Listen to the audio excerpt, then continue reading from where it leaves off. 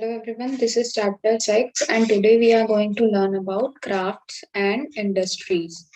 So the first topic is decline of craft in the 19th century.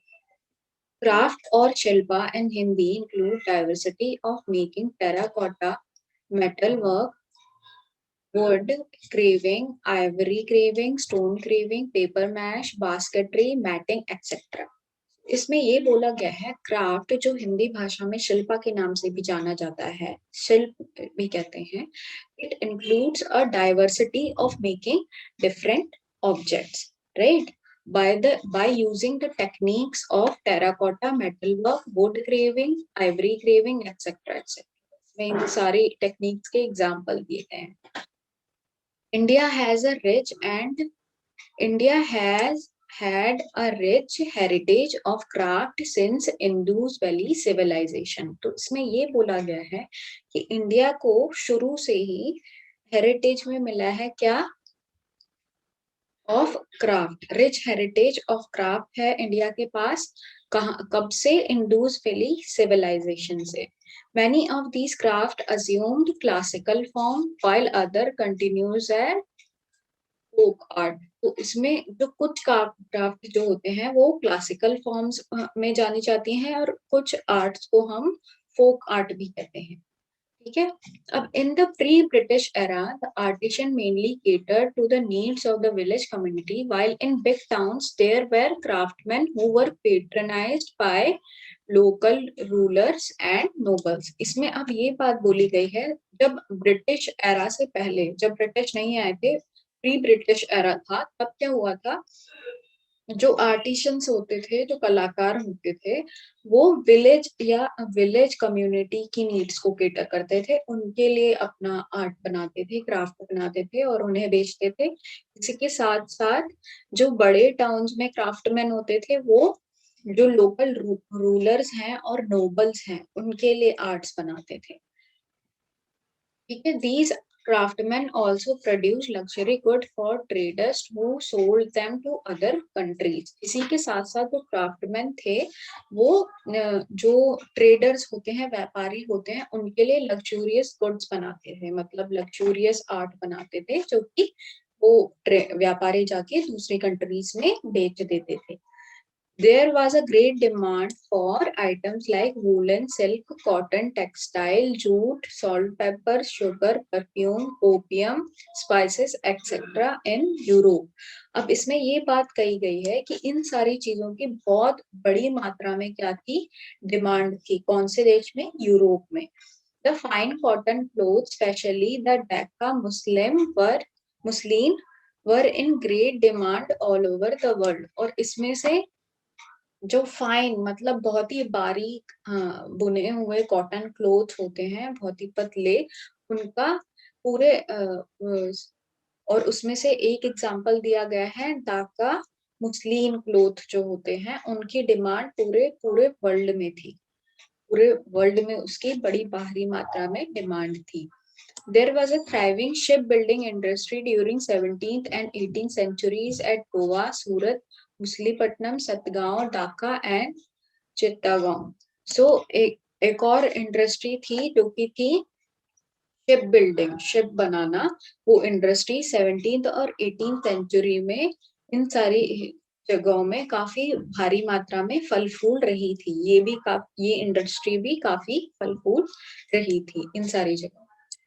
इसी के साथ the industry in town were well organised in guilds which provided protection and also regulated prices and quality of goods.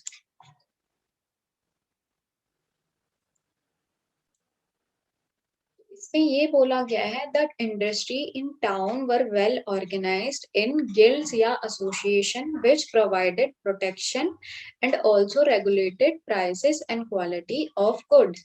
तो industry जो थी towns में वो क्या थी, काफी वेल ऑर्गेनाइज थी. वो एसोसिएशन जो थी वो मर्चेंट्स और क्राफ्टमैन की एक एसोसिएशन थी जो काफी वेल ऑर्गेनाइज थी और वो क्या करती थी, प्रोटेक्शन प्रोवाइड करती थी, ऑल्सो जो प्राइस थे, मतलब कोई अपने मन से प्राइस ना बोले, इसलिए वो भी रेगुलेट करती थी। इसी के साथ क्वालिटी भी, कि कैसी क्वालिटी चाहिए उन्हें, वो भी रेगुलेट करती थी। ठीक है। The merchants worked in close corporation with the craftsman. जो मर्चेंट्स होते थे, जो व्यापारी होते थे, वो क्या करते थे, क्राफ्टमैन के साथ काफी ज्यादा कॉर्पोरेट करते थे, उन्हीं के साथ काम करते थे। Both of them received patronage of the native rulers because they contributed a lot to the income of the state।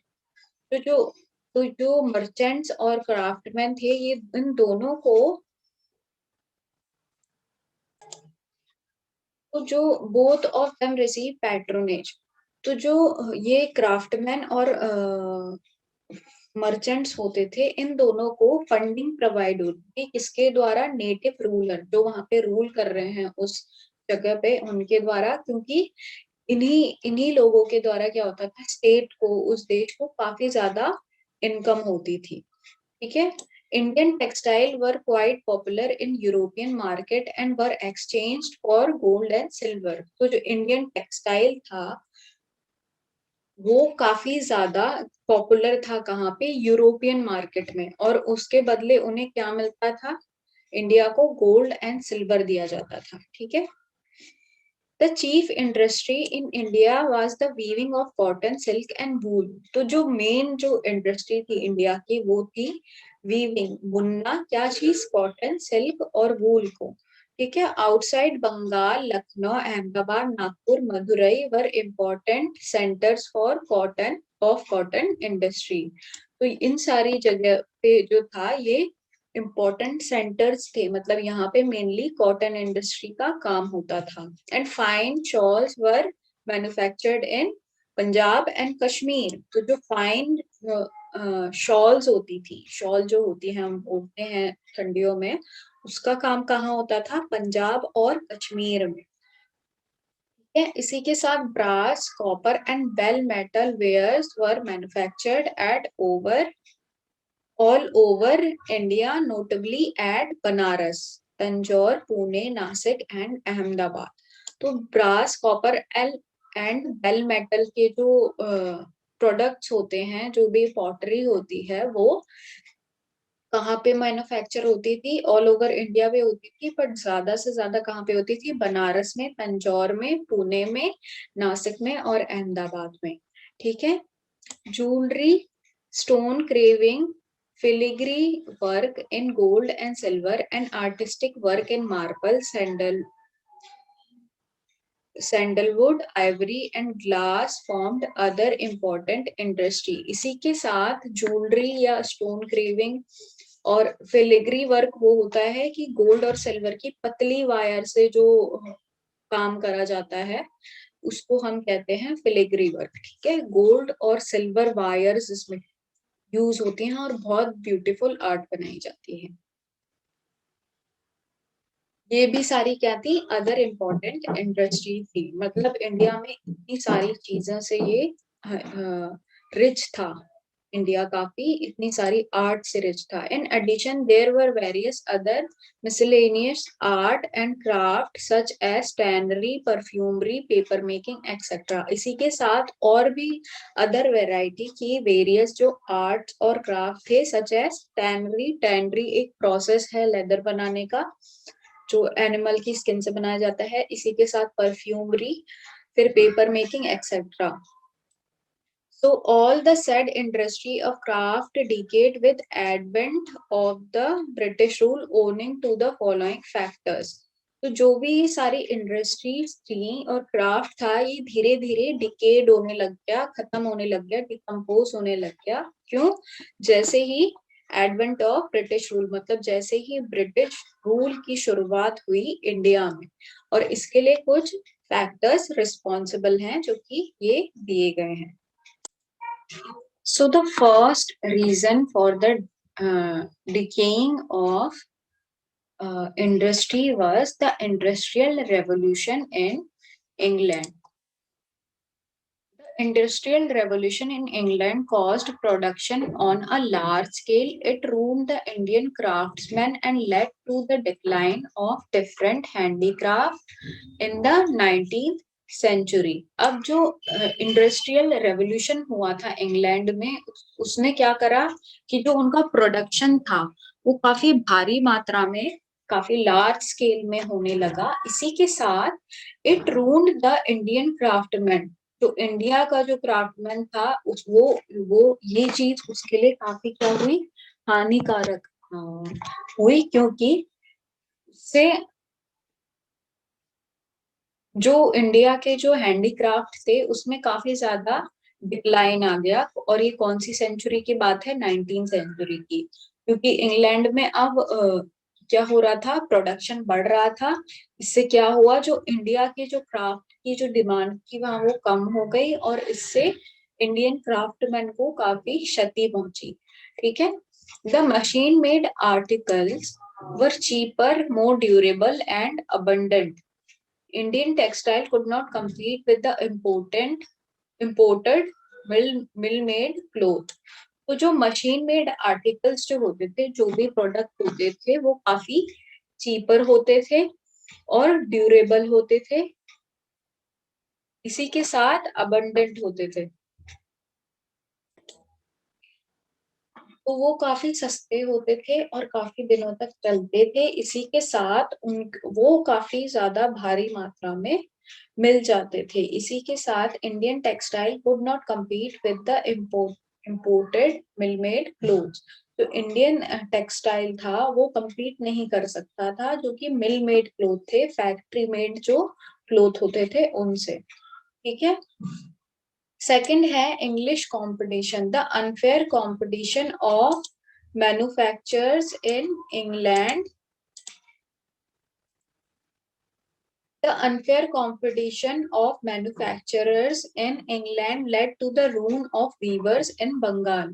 जो इंग्लैंड के जो मैन्युफैक्चरर्स थे उन्होंने क्या, उनके जो जो वो निर्माण करते थे कपड़ों का, उसने क्या था, वीवर्स ऑफ बंगाल को, जो बंगाल के वीवर्स होते हैं उन्हें खत्म कर दिया.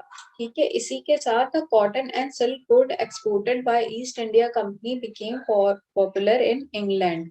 जो कॉटन और सिल्क की जो चीजें होती थी एक्सपोर्टेड, जो एक्सपोर्ट की जाती थी ईस्ट इंडिया कंपनी के द्वारा, वो इंग्लैंड में काफी पॉपुलर हो गई थी. इंडिया के जो चीजें होती थी. The jealous British manufacturer wanted to kill the industry by legislation. तो जो ब्रिटिश मैन्युफैक्चरर्स थे जो इस चीज से काफी जलते थे, उन्होंने क्या करा कि इस इंडस्ट्री को, इस ट्रेडिंग वाली इंडस्ट्री को खत्म करना चाहा by legislation, means by constitution. तो उन्होंने क्या करा, 2 रूल पास करे ब्रिटिश पार्लियामेंट में in 1700 and 1720. India cotton and silk goods were banned in England. तो जो ये 2 रूल पास हुए, इससे क्या हुआ कि इंडिया के जो सिल्क और कॉटन गुड्स होते थे उनको बैन कर दिया गया इंग्लैंड में. The import of printed cotton goods from Bengal was stopped. इसी के साथ जो बंगाल से जो प्रिंटेड गुड्स, कॉटन के होते थे कपड़े प्रिंटेड वाले, वो भी बैन कर दिए गए. The company started following the policy of importing raw material like cotton in the place of manufactured gold. तो जो अब कंपनी थी उन्होंने क्या स्टार्ट कर दिया, उन्होंने ये स्टार्ट कर दिया कि अब हम मैन्युफैक्चर्ड गुड नहीं मंगाएंगे, अब हम रॉ मटेरियल मंगाएंगे इंडिया से और अपने ही देश में वो चीजें बनाएंगे. तो इससे क्या हुआ, जो नेटिव इंडस्ट्री थी वो तहस नहस हो गई, खत्म हो गई. इस अब आगे हम थर्ड पॉइंट पढ़ते हैं जो कि है ऑपरेशन ऑफ वीवर्स. तो जो the company enjoyed virtual monopoly over trade. In order to ensure a regular and abundant supply of cotton goods, the company entered into contact with weavers to supply stipulated quantities of cloth on fixed terms. तो अब क्या हुआ था, जो company थी वो चाहती थी कि रेगुलर और काफी भारी मात्रा में कॉटन गुड्स की सप्लाई होती रहे। तो जो कंपनी थी वो वीवर्स के साथ कांटेक्ट में आई और उन्होंने क्या करा, उन्होंने उनके साथ कॉन्ट्रैक्ट्स बनाए और उसमें ये बताया गया कि उन्हें एक निश्चित मात्रा में बहुत ही कम पैसों में फिक्स्ड क्वांटिटी में उन्हें क्लोथ्स क्या है, वीव करने हैं, बनाने हैं, ताकि वो आगे भेज सकें। The company servant paid much less amount than the usual price to weavers. तो जो कंपनी के जो सर्वेंट होते थे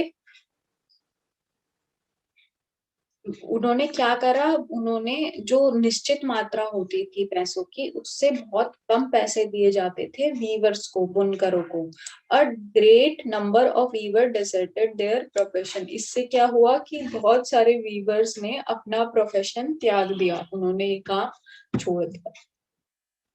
Indifference of British rulers. The British rulers in India took little interest in protecting Indian weavers against the power-driven British industry. तो जो British ruler थे India में, जो ब्रिटिश रूलर इंडिया में तैनात थे, उन्हें कोई इंटरेस्ट नहीं था कि वो इंडियन वीवर्स को इस चीज से प्रोटेक्ट करे। ब्रिटिश इंडस्ट्री जो यहाँ आके उनको कम पैसों में काम कराती है बहुत ज्यादा, उसको कुछ बचाए या कुछ करे। By the first half of the 19th century India lost the proud position of supremacy in trade and industry in the world. तो अब जो था बाय द फर्स्ट हाफ, मतलब पहला जो हाफ था 19th सेंचुरी का, उसमें इंडिया ने जो थी अपनी position as of supremacy in trade, जो कि बहुत फेमस था अपने ट्रेड और इंडस्ट्री के लिए पूरे वर्ल्ड में, वो खत्म हो गई थी उसकी वो वाली पोजीशन। ठीक है, India was reduce to a source of raw material cotton and market for manufactured good from England. तो इंडिया जो था अब वो मात्र एक वो रॉ मटेरियल का एक सोर्स बन चुका था, बेसिकली मेनली कॉटन का, और इंग्लैंड के जो मैन्युफैक्चर्ड गुड होते हैं उसके लिए एक बहुत अच्छा मार्केट बन गया था इंडिया। अब इंग्लैंड के मैन्युफैक्चर गुड इंडिया में बिकते थे। ठीक है, now moving on to next topic, which is the industrial scene at turn of the 19th century. The economic policy of British government in India proved disastrous for Indian people. So जो economic policy थी British government की India में, वो disastrous prove हुई Indian people के लिए। The shipping and paper industry were adversely affected during the company rule. तो जो शिपिंग और पेपर इंडस्ट्रीज थी वो काफी ज्यादा इफेक्ट हुई थी, काफी बुरी उन्हें क्षति पहुंची थी ड्यूरिंग द कंपनी रूल, जब कंपनी का रूल था इंडिया में। Iron smelting and arms weapon shield industry were ruined. During the second half of the 19th century, India underwent a commercial transformation. तो during the second half of the 19th century क्या हुआ कि India जो है उसमें एक commercial transformation हुई, एक व्यापार ट्रांसफॉर्मेशन हुई। ठीक है, some modern industries were established in India with the initiative taken by the British to suit their interest. तो कुछ मॉडर्न इंडस्ट्रीज जो क्या थी वो इंडिया में स्टैब्लिश हुई। क्यों? क्योंकि ब्रिटिश जो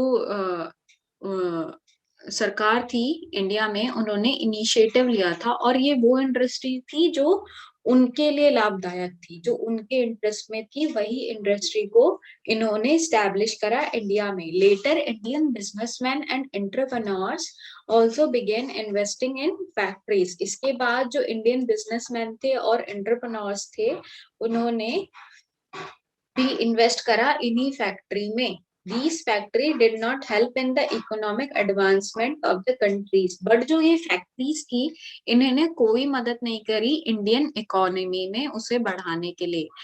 Faced Indian industry faced many problem mentioned as under. तो इंडियन इंडस्ट्री की उन्होंने काफी प्रॉब्लम झेली, और वो प्रॉब्लम थी the British government did not encourage those industry which were not profitable to them. तो ब्रिटिश जो गवर्नमेंट थी वो उन इंडस्ट्रीज को इनकरेज नहीं करती थी, बढ़ावा नहीं देती थी जो उनके लिए लाभदायक नहीं है। सेकंड पॉइंट है the government did not give any protection to them.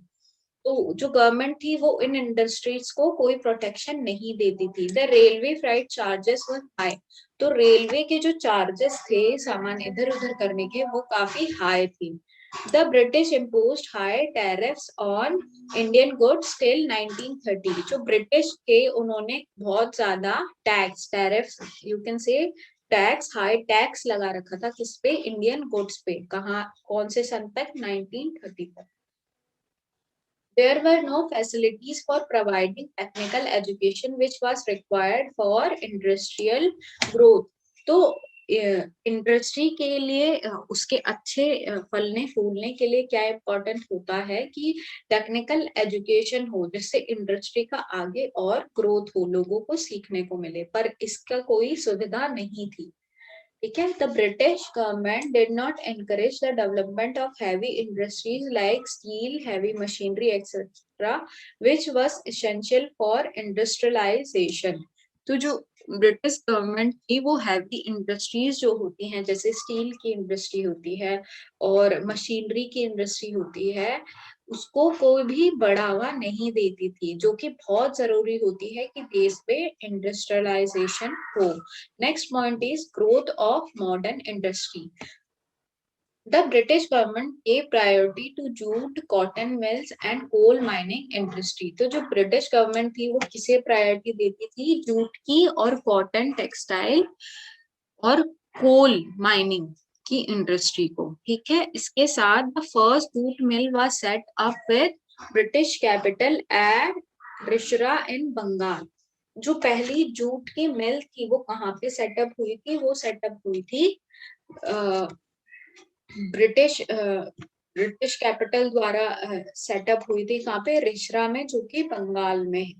ठीक है। इसके बाद later several other jute mills were set up in Bengal. इसके बाद और भी जगह के बंगाल पे क्या हुई थी? जूट मिल सेटअप हुई थी, बनी गई थी। उसके बाद by 1870 India monopolised jute textile production in the world. अब क्या हुआ? 1870 में इंडिया जो था उसी का बोलबाला था जूट टेक्सटाइल प्रोडक्शन में ऑल अराउंड द वर्ल्ड। ठीक है। Coal mining was an attractive business for British investors. तो जो कोल माइनिंग थी, जो कोयले की जो माइनिंग होती है, वो एक बहुत अट्रैक्टिव बिजनेस था फॉर जो ब्रिटिश इन्वेस्टर्स होते हैं उनके लिए। Bengal, Bihar and Orissa, now known as Orissa, had a huge coal deposits. तो ये जो तीन देश थे, सॉरी, ये जो तीन राज्य थे, यहाँ पे काफी भारी मात्रा में कोल पाया जाता है, कोयला पाया जाता है। these there was a great demand for coal in railway and factory. As such, coal mining flourished in India. तो जो कोयले की बहुत ज्यादा डिमांड होती है वो कहाँ होती है? रेलवेज में और फैक्ट्रीज में। इसलिए जो भारत में कोल का बिजनेस था वो काफी ज्यादा फल फूल रहा था। Iron ore too was found in abundance in India. जो आयरन ओर था वो भी इंडिया में काफी भारी मात्रा में, अबंडेंस मतलब भारी मात्रा में पाया जाता है। कहाँ पे? इंडिया में। Coal and iron ore were essential for setting up iron and steel industry. जो कोयला और आयरन था वो बहुत इंपॉर्टेंट था और इसेंशियल था किसके लिए? आयरन और स्टील की इंडस्ट्री को बनाने के लिए, सेटअप करने। ठीक है। But the British government had placed several restriction on this industry. But जो ब्रिटिश गवर्नमेंट थी उन्होंने कुछ रिस्ट्रिक्शन कर रखी थी इस इंडस्ट्री में। It was only in 1907 the Jamshedji Tata set up Tata Iron and Steel Company and at Jamshedpur, Jharkhand. तो 1907 में जमशेद जी टाटा जो है उन्होंने सेटअप करा आयरन और स्टील की कंपनी, कहाँ पे, जमशेदपुर में, झारखंड में। ठीक है। Due to several restriction imposed by the British, the heavy industries could not develop at required pace in India.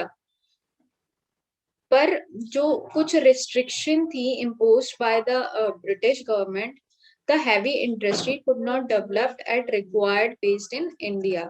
जो जिस पेस में वो इंडस्ट्री डेवलप होनी चाहिए थी वो हो नहीं पा रही थी, क्योंकि ब्रिटिश गवर्नमेंट द्वारा काफी ज्यादा रिस्ट्रिक्शन लगाए गए थे उनके ऊपर। Cotton textile grew rapidly in second half of the 19th century. जो कॉटन टेक्सटाइल इंडस्ट्री थी वो काफी ज्यादा मात्रा में फली फूली कब, second half of the 19th century. The first textile mill was set up in Bombay in 1853. जो पहली टेक्सटाइल मिल थी वो कब सेटअप हुई, 1853 में। कहाँ हुई थी, बॉम्बे में।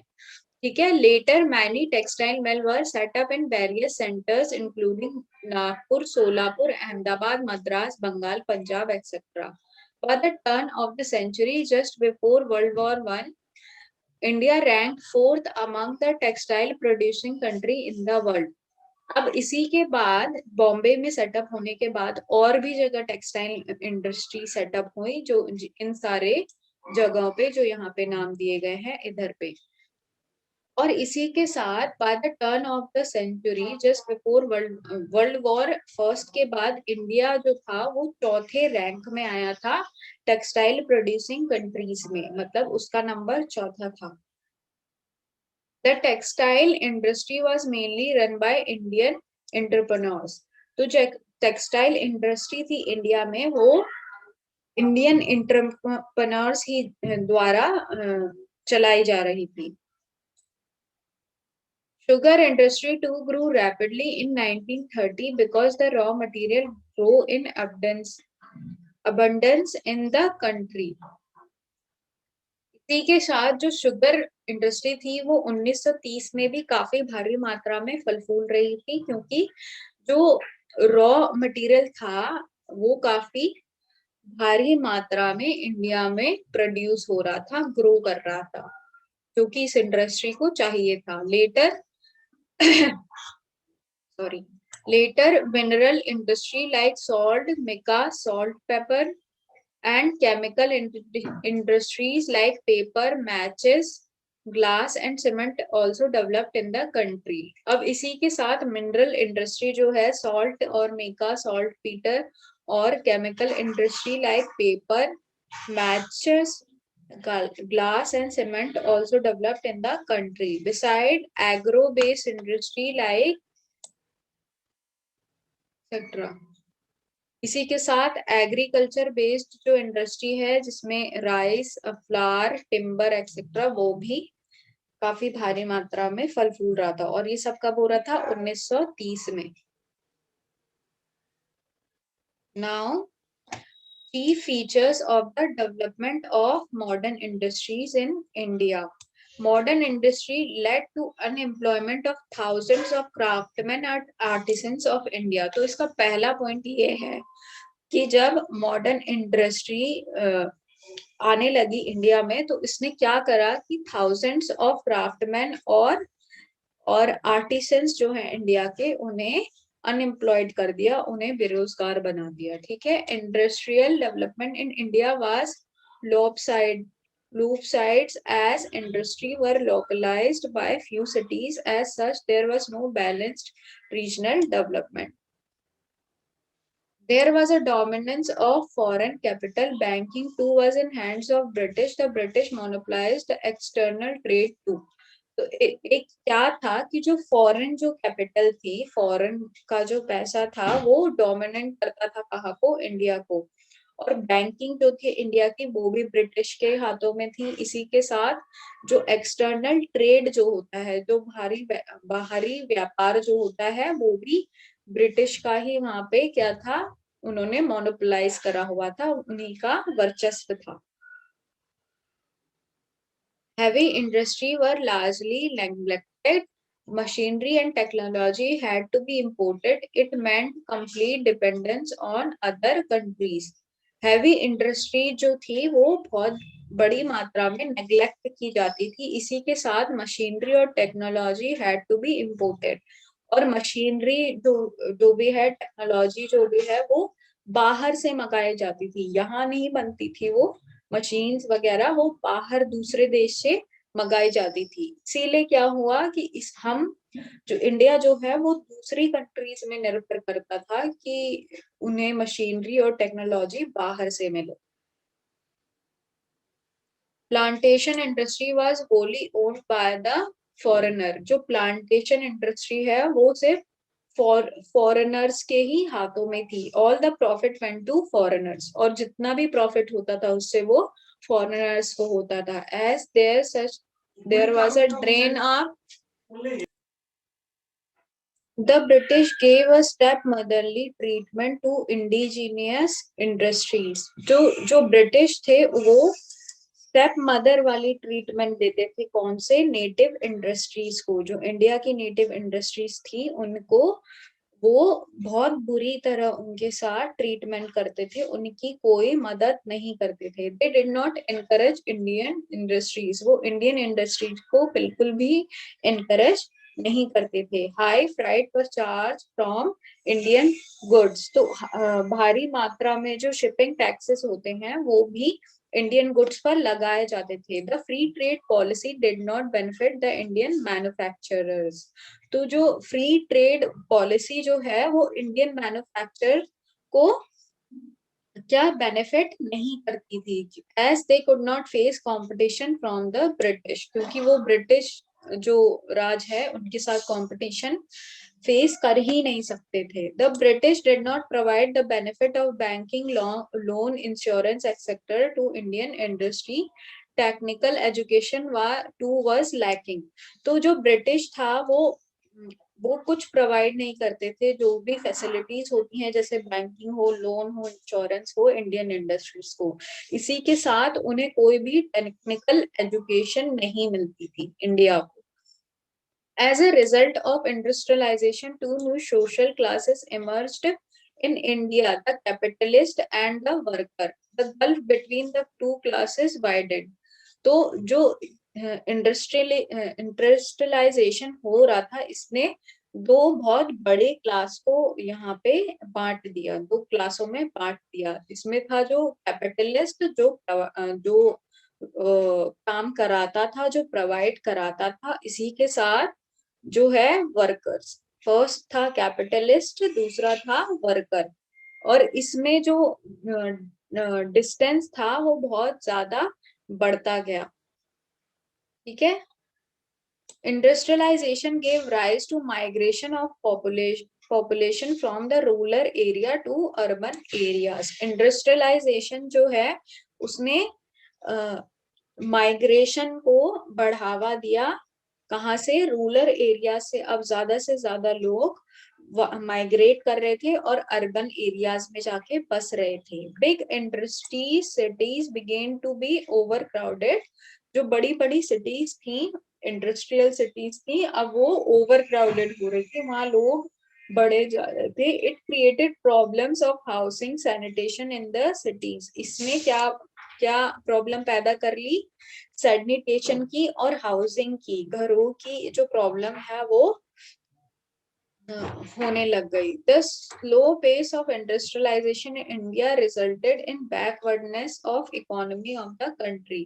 तो जो स्लो पेस था इंडस्ट्रियलाइजेशन का, इसने क्या बढ़ावा दिया? इंडिया की इकोनॉमी को और पीछे पीछे पहुंचाता गया। इसने बहुत तेजी से इकोनॉमी को आगे नहीं करा, क्योंकि बहुत स्लो पेस था, बहुत स्लो पेस में क्या हो रहा था? इंडस्ट्रियलाइजेशन बन रही थी।